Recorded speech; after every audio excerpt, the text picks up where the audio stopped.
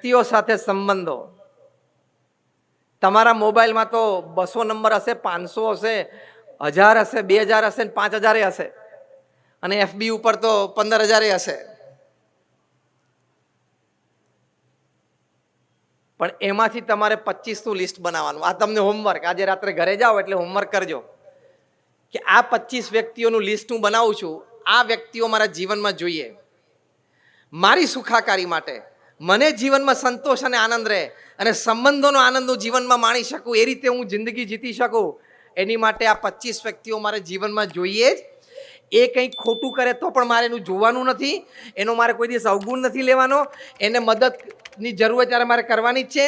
મારે મદદની જરૂર હોય એ કદાચ ન કરે તો પણ મારે સંબંધ મારા તરફથી જ રાખવાનો છે. કંઈક વાર્તાલાપમાં, કંઈક વર્તણૂકમાં મારી ભૂલ હોય તો હું સોરી કહીશ, પણ એની ભૂલ હશે તોય હું સોરી કહીશ, કારણ કે આ 25 વ્યક્તિઓ મારે જીવનમાં જોઈએ જ. Decide and you enjoy your life. એવી 25 વ્યક્તિઓનું લિસ્ટ બનાવવાનું. એની સાથે all compromises, all adjustments, all apologies and all acceptance. એ જિંદગી જીતવાની જડીબુટ્ટી છે. તો આ રીતે કોઈ ટીકા કરે, પ્રમુખ સ્વામી મહારાજ 1991ની સાલમાં ત્યાં મુંબઈ બિરાજમાન હતા. જન્મભૂમિ પ્રવાસીના તંત્રી શ્રી હરકિશનભાઈ મહેતાએ પ્રમુખ સ્વામી મહારાજનો એક ઇન્ટરવ્યુ લીધો. એમાં પ્રશ્ન પૂછ્યો કે તમે તો સમાજ માટે સારું જ કામ કરો છો, સદભાવથી કરો છો, દરેકને લાભ થયું કરો છો, કોઈ જ્ઞાતિ જાતિના બેરિયર રાખ્યા વગર કરો છો, ઊંચ નીચના કોઈ ભેદભાવ રાખ્યા વગર કરો છો, પણ છતાં સમાજમાં ઘણી વખત કોઈક વ્યક્તિ તમારા વિશે ટીકાત્મક હોય, બોલે, એવું ક્યાંક છપાય પણ ખરું. એ તમને જાણમાં પણ આવે, તે વખતે તમારા મનમાં કેવા વિચારો આવે છે? Pramukh Swami Maharaj without a seconds delay spontaneously બોલ્યા કે કોઈની અમારા પ્રત્યેની ટીકા અમે સાંભળીએ તો પહેલા અમે આંખ બંધ કરીને અંતરદ્રષ્ટિ કરીએ છીએ કે બોલનાર વ્યક્તિની વાત સાચી છે. જો સાચી હોય તો અમે સુધારો કરી લઈએ. ઇમિડિયેટલી હરકિશનભાઈ મહેતાએ પૂછ્યું કે કદાચ એ વ્યક્તિની વાત ખોટી હોય તો? પ્રમુખ સ્વામી મહારાજ ખૂબ આંતરિક બળથી ત્વરિત બોલ્યા કે વ્યક્તિની વાત કદાચ ખોટી હોય તો અમે એની સાથે ઝઘડવા નથી જતા, એને વળતો ઉત્તર નથી આપતા, અને ભગવાનને પ્રાર્થના કરીએ છીએ કે ભગવાન એને સદબુદ્ધિ આપે, અમે અમારા કામમાં લાગી જઈએ. આ જિંદગી જીવવાની જડીબુટ્ટી છે. ગમે તેટલું સારું કામ કરીએ, કદાચ એક નાનો વર્ગ હોય બોલે, એના વિચાર પ્રમાણે બોલે છે. આપણે આટલું જ રાખવાનું કે એ વ્યક્તિ બોલનાર સાચી હોય તો આપણે સુધારો કરી લેવાનો, અને વ્યક્તિ કદાચ ખોટી હોય તેની માટે પ્રાર્થના કરી લેવાની. ઝઘડવાનો કોઈ અર્થ જ નથી. પ્રમુખ સ્વામી મહારાજ કોઈ દિવસ આ વાતમાંથી લેશ માત્ર ચલાયમાન થયા નથી. લેશ માત્ર નહીં. આ જિંદગી જીતવાની જડીબુટ્ટી છે. સાથે સાથે જ્યારે વ્યક્તિઓ સાથે સંબંધની વાત આવે છે ત્યારે પ્રમુખ સ્વામી મહારાજ એક વાત બહુ જ સરસ કરતા કે ચારિત્ર દ્રઢ કરો અને ચારિત્રવાન સમાજ તૈયાર કરો. સંબંધો ચારિત્ર ઉપર આધારિત છે. સંબંધો શરૂઆતમાં પૈસા અને કામ ઉપર આધારિત છે, લાંબા સમયે ચારિત્ર ઉપર આધારિત છે. આ વાક્ય શાંતિથી વિચારજો. એટલે લાંબા સમય સુધી તમારે પારિવારિક સંબંધો, મૈત્રીના સંબંધો, સગાવાલાના સંબંધો, તમારા વર્ક પ્લેસ ઉપર એટલે કાર્યક્ષેત્રમાં તમારા સાથી કાર્યકર્તાઓ સાથે લાંબા સમયના સંબંધો રાખવા હોય તો તમારામાં ચારિત્રની દ્રઢતા જોશે. એટલે કે તમે સત્યનિષ્ઠ હોવા જોઈએ, તમે પ્રામાણિક હોવા જોઈએ, તમે વફાદાર હોવા જોઈએ, તમને સદભાવ દરેક પ્રત્યે હોવો જોઈએ, અન્યને મદદરૂપ થવાની ભાવના હોવી જોઈએ. આ બધા ચારિત્રની વાતો છે. આ હશે તો જ લાંબા સમય સુધી સંબંધો રહેશે. તમને આશ્ચર્ય થશે કે પ્રમુખ સ્વામી મહારાજ વિધાઉટ, હું એક્ઝાજરેશન બોલું છું, નોટ ધ સ્લાઇટેસ્ટ એક્ઝાજરેશન, એટલે કે જરાય અતિશયોક્તિ નથી, પણ થ્રો અવે લાસ્ટ ફિગર, 25,000 વ્યક્તિઓને પ્રમુખ સ્વામી મહારાજ નામ અને ચહેરાથી ઓળખતા અને લાગણીભર સંબંધો હતા.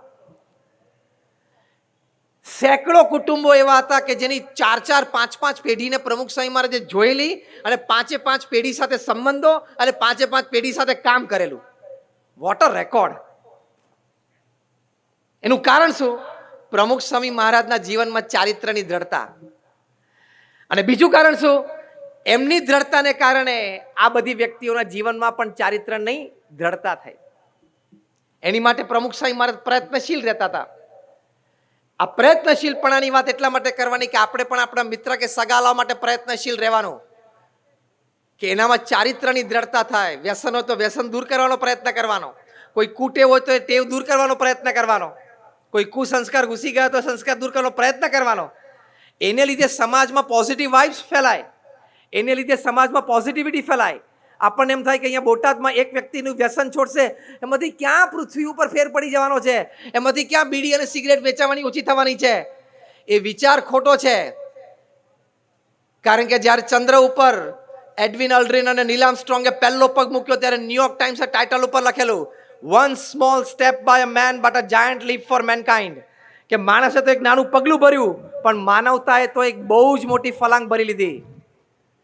અત્યાર સુધી આપણને કોઈને ખબર નથી કે આપણે સિગરેટ પીએ છીએ એની ગરમી દક્ષિણ ધ્રુવમાં બરફને ઓગાળી શકે છે. તો હવે સાબિત થઈ ગયું કે અહીંયા તમે બોટાદમાં પણ એક બીડી પીઓ ને એની ગરમી પણ દક્ષિણ ધ્રુવના કે ઉત્તર ધ્રુવના બરફને અસર કરી શકે છે, કારણ કે સામૂહિક ભેગી થાય છે. એનું જ તો આ વોર્મિંગ છે, એનું જ તો આ ક્લાઇમેટ ચેન્જ છે. બાકી ઓક્ટોબરના પહેલા અઠવાડિયામાં ધોધમાર વરસાદ હોય. આજે બરોડા વિસ્તારમાં ધોધમાર વરસાદ બપોરે. આ વાત પરથી એટલું જ સમજવાનું, એક નાનો પણ સુધારો, એક નાની પણ સદપ્રવૃત્તિ, એની એક ઇમ્પેક્ટ તો હોય જ છે. પ્રમુખ સ્વામી મહારાજ એક વખત સાઉથ આફ્રિકામાં ડર્બનમાં હતા. ત્યાં એક યુવાને આવીને પ્રમુખ સ્વામી મહારાજને કહ્યું કે સ્વામી, અમે એક યુવાનના પરિચયમાં છીએ. કોક વખતે અહીંયા મંદિરમાં અને યુવક મંડળની સભામાં આવે છે. આમ એટલો બધો બધા સાથે પરિચિત નથી, પણ અમને ખબર પડી કે હોરર ફિલ્મ્સ જોવાની ટેવ પડી ગઈ છે. તો અમે તો બધાએ વાત કરી છે, પણ જો આપ એકવાર વાત કરો. પ્રમુખ સ્વામી મહારાજ તરત કીધું કે એમને મારી પાસે લઈ આવજો. એ પ્રમુખ સ્વામી મહારાજ પાસે એમને લઈ આવ્યા અને પ્રમુખ સ્વામી મહારાજે એની સાથે વાત કરી. પ્રથમ સ્વામીશ્રી એને પૂછ્યું કે મેં તારા વિશે આવી વાત સાંભળી છે, સાચી છે? આપણી જેમ નહીં છે તું કૂદી પડવાનું એની પર, બુદ્ધિ વગરનો છું, ખબર નથી પડતી. પ્રમુખ સ્વામી મહારાજે પૂછ્યું મેં આવી વાત સાંભળી છે તારા વિશે, તો વાત સાચી? એટલે પેલા કીધું કે હા સ્વામી, વાત સાચી. પ્રમુખ સ્વામી મહારાજ એનો હાથ પકડીને બેઠા અને પ્રમુખ સ્વામી મહારાજ એમને 15 મિનિટ સમજાયો કે આ તારું જીવન બગાડશે, તારા વિચારો બગડશે, પછી તારું જીવન બગડશે. તું કોક દિવસ કોઈ એવી પ્રવૃત્તિ, એવું ક્રિયા એવી કરી બેસીશ કે આ જીવન તને પસ્તાવો થશે, માટે તું આ છોડ. આવા તો હજારો પ્રસંગો છે જ્યારે પ્રમુખ સ્વામી મહારાજે એક એક વ્યક્તિને સમજાવીને કંઈક કુટેવ કુસંસ્કાર દૂર કર્યા હોય. પછી એ વ્યક્તિને પ્રમુખ સ્વામી મહારાજ પ્રત્યે કેટલો સદભાવ રહે. થોડા વર્ષો પછી જ્યારે એને ખબર પડે કે મારી આ કુટેવ કે કુસંસ્કાર પ્રમુખ સ્વામી મહારાજે છોડાવ્યો, એના લીધે આજે હું કંઈક નાની પદ પ્રતિષ્ઠાને પામ્યો છું, અથવા તો મારી કંઈક શૈક્ષણિક કારકિર્દી સારી બની છે, પછી આ જીવન ઋણી રહે કે ના રહે? એ આજીવન ઋણી છે. એ જ 40,000 સ્વયંસેવકો શતાબ્દી મહોત્સવમાં સેવા કરવાના છે. 1 મહિનો, 2 મહિના, 3 મહિના. પ્રમુખ સ્વામી મહારાજ પૃથ્વી ઉપર અત્યારે શારીરિક રીતે હાજર નથી, છતાં એમના જન્મ શતાબ્દી મહોત્સવે 40,000 સ્વયંસેવકો નોકરી, ધંધો, વેપાર આગુ પાછું કરીને સેવા માટે આવે. It's an unbelievable. આપણે તો આપણો જન્મદિવસ હોય ત્યારે અઠવાડિયા પહેલા વોટ્સએપ ગ્રુપમાં આપણો મેસેજ નાખવો પડે કે આવતા શનિવારે મારો જન્મદિવસ છે, સાંજે 6 વાગે બધા આવજો. એમાં 15 જણા નાખ્યો, એમાંથી 6 જણા તો એમ મેસેજ પાછો નાખે કે હું છું નહીં, હું બહારગામ છું. અને જે હા પડે એમાંથી 3 જણા છેલ્લે ટાઈમે કે જાળા થઈ ગયા છે અને ઘરે મહેમાન આવી ગયા છે. ને કેમ?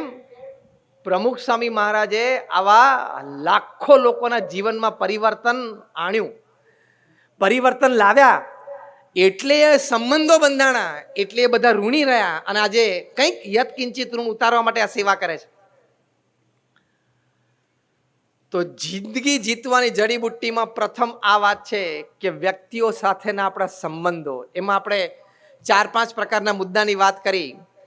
એ જિંદગી એવી રીતે જીતાય છે કારણ કે 90% આપણા જીવનમાં વ્યવહારની સફળતાનું કારણ આપણા સંબંધો છે.